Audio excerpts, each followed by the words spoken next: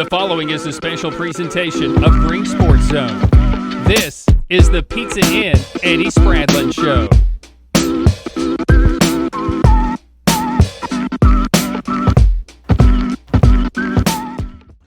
Welcome back to Greene Sports Zone. Welcome back to this week's edition of the Pizza Inn Eddie Spradlen Show, where we cover everything on the field inside of Burley Stadium with the Greeneville Greene Devil football team. As always, we'll go ahead and cover the first game of the season, preview what's next in the Greene Devils' first game, and cover some historic athletic performances and plays. But first, we need to get a break in first, so we'll be right back after these quick messages here on Greene Sports Zone. The Pizza Inn Eddie Spradlen Show is brought to you by Pizza Inn, Ashley Drug Center,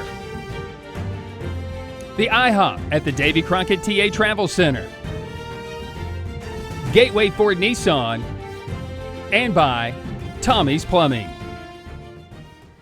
Welcome back to Greene Sports Zone. Welcome back to this week's edition of the Pizza Inn Eddie Spradlen Show, where we cover everything inside of beautiful Burley Stadium with the Greeneville Greene Devil football team. As always, I'm joined here with head coach Eddie Spradlen. Coach, how's it going, man? Going good, man. How are you? Doing good. It's a little cooler outside today. Yeah, Not only a is little there different than last week, wasn't it? for sure. Not only is there a little bit of shade out right now, but it's not quite 80 degrees yet before noon, so it feels better out here. We're not sweating right now.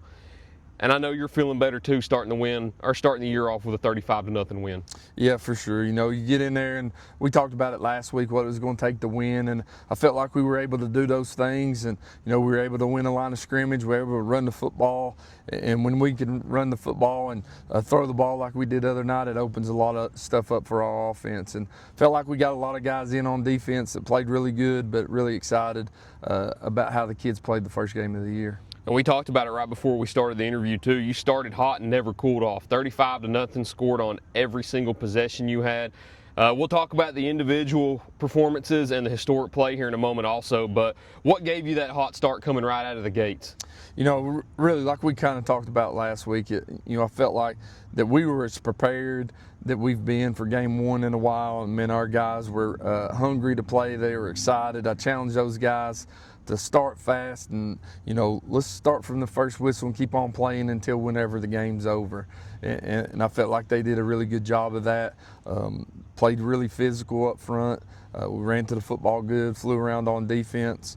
But you know, we didn't turn the football over, which is really big. We didn't have to punt. We did a good job in special teams. So really excited how those guys came ready to play and continue to get a lot of guys in that we need to step up and see what they can do in a live game.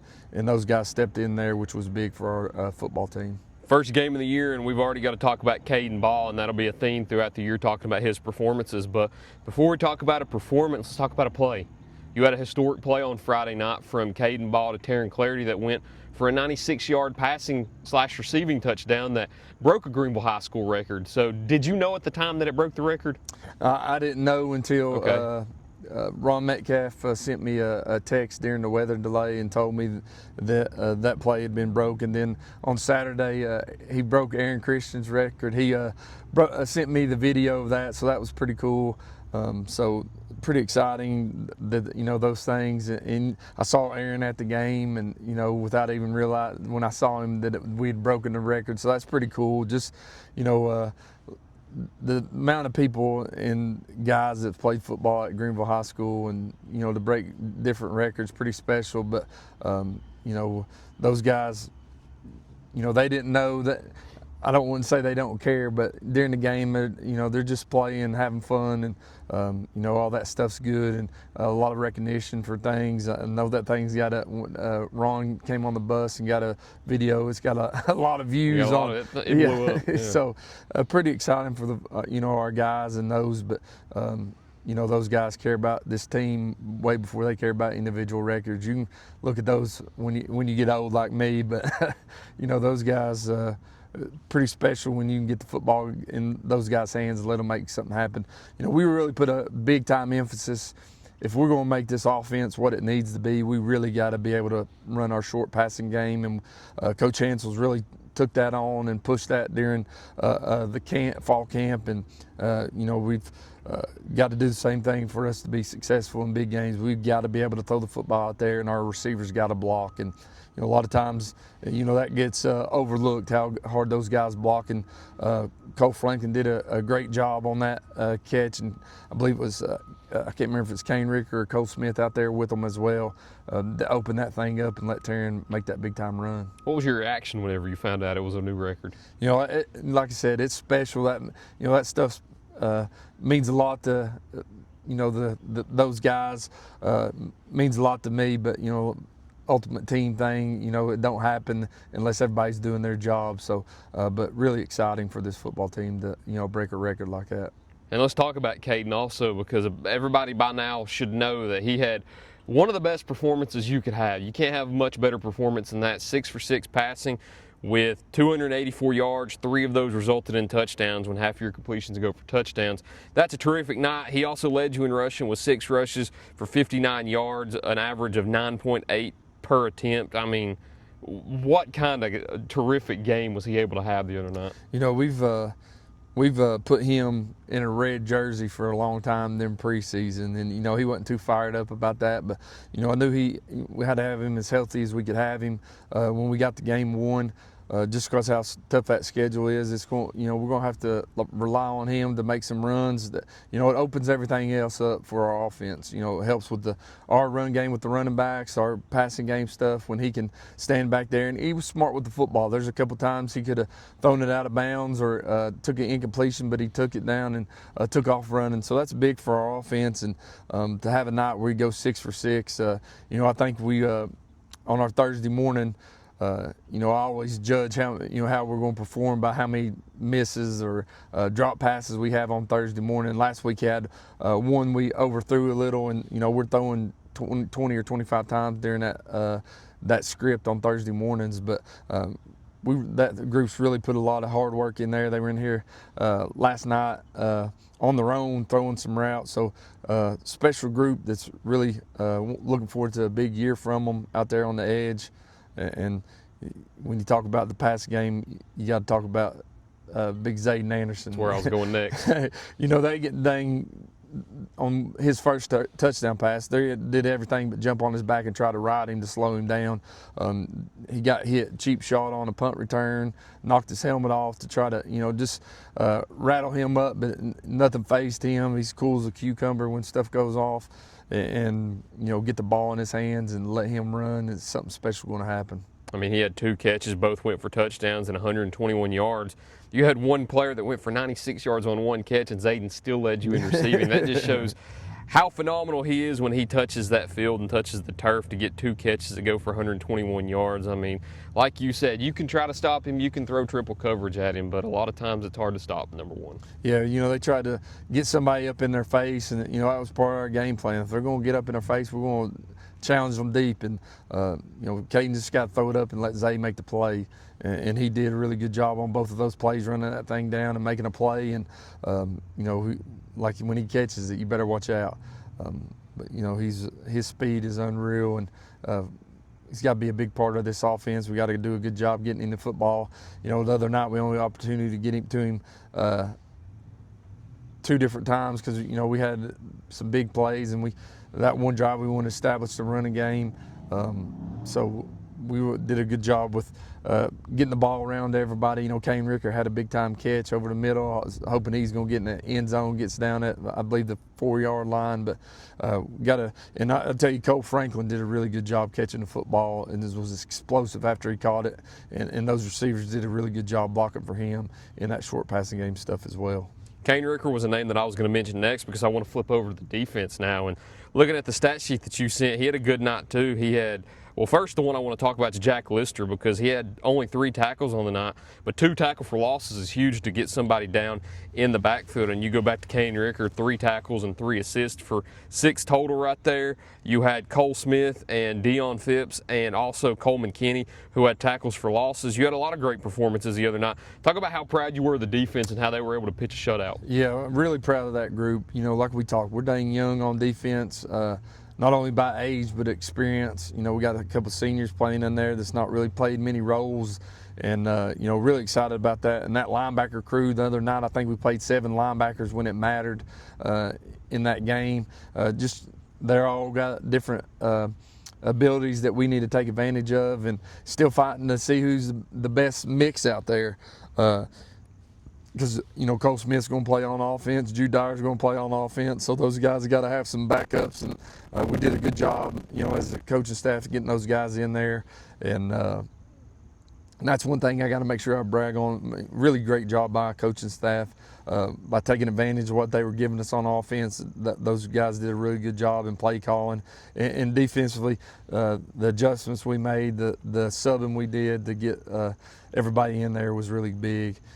Because, like I said, we're young, we're still figuring out those puzzle pieces to make us the best defense we can be. But overall, really glad how hard those kids played, flew around, made some big-time plays. You talk about Dion Phipps as a kid that comes in there, backup strong safety. They make a run down the sideline, and he's on the far side, runs across the field, makes a big-time hit across the field. Really excited to see what he can do for us on defense. But a lot of guys that are hungry, but we still made a lot of mistakes that we got to learn from them, and we'll do that today. Watch a little film, come over here and get a good practice in. Got a JV game tonight too, so excited where we're at for this football team, but got a long way to go. I know before the season started a few weeks ago, you had mentioned to me that you didn't have a concrete idea of who was starting in that linebacking core yet. Knowing that you were able to rotate so many guys on Friday night in your first official varsity game and how well it went, how much more comfort do you have now seeing those guys perform on a Friday night, knowing that you have a little bit of depth there? It's good. You know, a lot of years, you know, we've had some, you know, Emmanuel Dixons or Drew Armbristers in there, and you know, I can go back to, you start naming the linebackers that played here. But most years we got about 3 and maybe one more that can sub in there. But, you know, like I said, the other night we played 7 guys in there that I feel like every kid can play. You talk about some of them stat sheets, you know, they all had, a couple of them had tackle for loss. So it's a group that's, you know, experience-wise as young as we can be. Yeah. But it's going to benefit us in the long run to have the depth that we had. You know, like we said the other night, Jack Lister was in there, Cole Smith and Jude Dyer out there on the edge. Jordan Mills played out there on the edge for us at Rover as well. And then Hayden Moore, Ty Rybin played in there, and Caleb Smith played in there in the inside. You know, they all got quality reps, and all we're in on some good tackles, so that's good to see. Last thing I'll mention too, we talked about how the rivalry really wasn't as much of a rivalry as it used to be.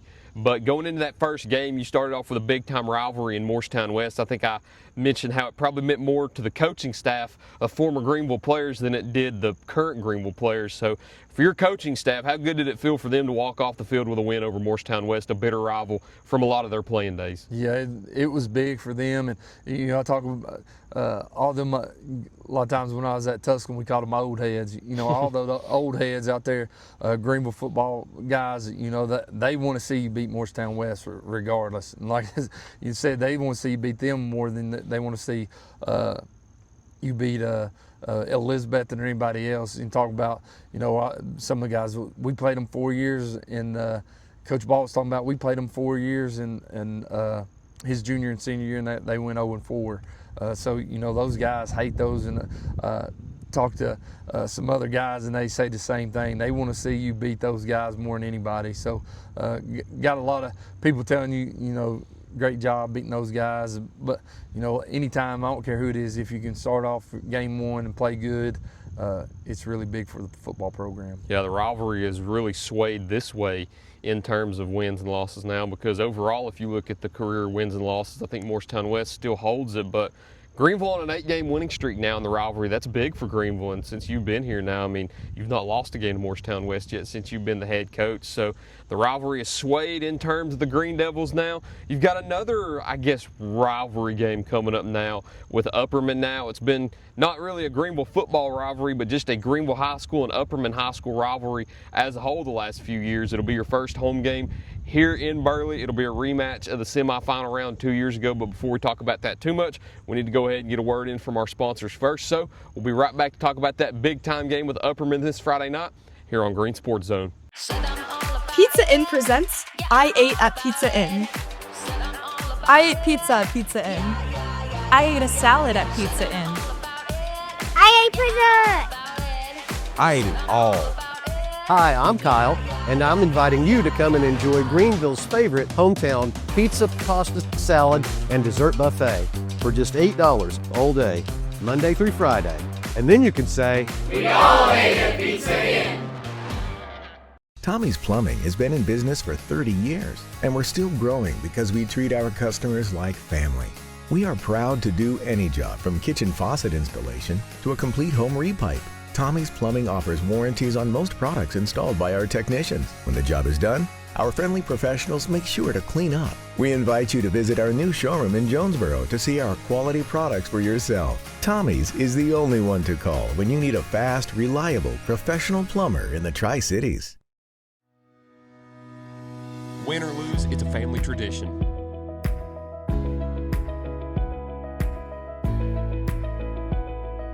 "24-hour hot breakfast, cold drinks, and a table big enough for the whole team, or just your team."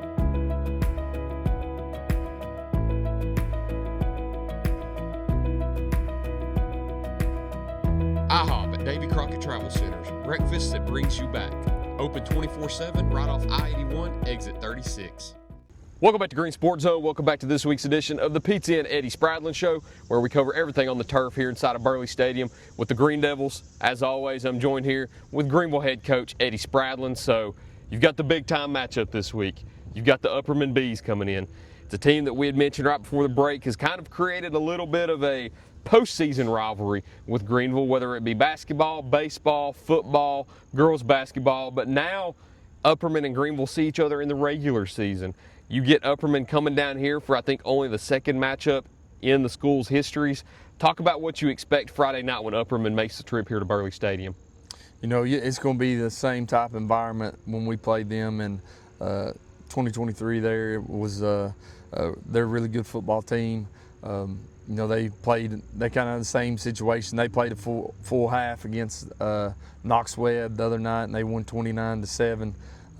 But you turn all those guys, the quarterback that beat us in 23 is back for his senior year. You know, he's a Division I commit at Georgia State, so big time baller. He's going to run the thing, and he does a really good job throwing the football as well. So it'd be an ultimate challenge for our football team. They got a really good tight end who's got some Division I offers as well. It's a junior, but big offensive line, so big D line, really good linebackers. That tight end plays inside linebacker, and he's a wrecking ball in there. So you're going to talk about a big time matchup early in the year. You're going to get it on Friday night. We talked about how you open up the season in week 1 with Morristown West, who's an old-time rival. You start out week 2 coming right off that rivalry game with one of your biggest tests in week 2. Would you kind of consider this game a litmus test for you all early in the season, knowing that you might see that same exact team down the road in the playoffs? Yeah, you know, how the playoffs are matched up now, you